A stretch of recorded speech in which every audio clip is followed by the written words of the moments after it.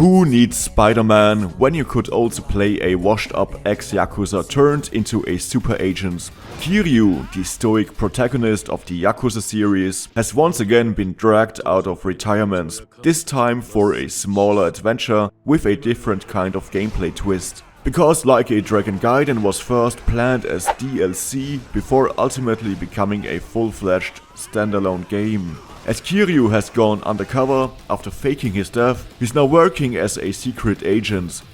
Anybody that knows Yakuza knows that gameplay is purposefully exaggerated. In Gaiden, this means that Kiryu now has access to multiple super agent tools which allow for crowd control. It takes a while to get used to the new superhero mechanics, but ultimately it's those new mass brawlings in which the game shines.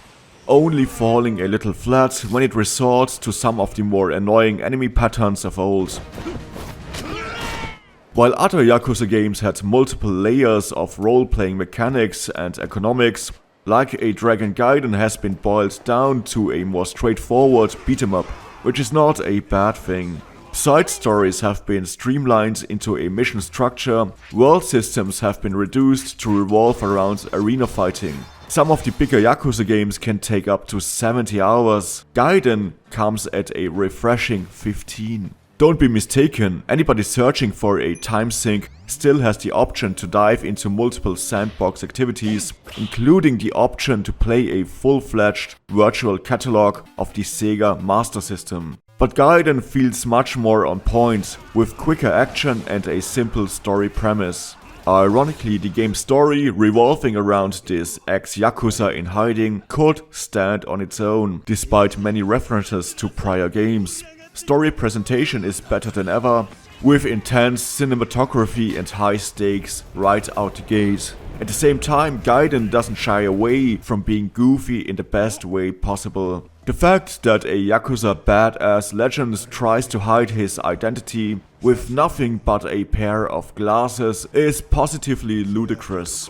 Yet the more serious parts are easy to understand, even without prior knowledge of the series. That is, until the end. As the game started as DLC, one of the major plotlines leads into one specific cutscene of Yakuza 7, which might not make much sense if you haven't played that one. If nothing else, Like a Dragon Gaiden makes a good case for a gaming series, making more standalone DLC or side games with old assets, channeling the old approach of Zelda Gaiden. The quick pace in particular is refreshing, and the more experimental superhero gameplay is something we might have not gotten with a mainline game.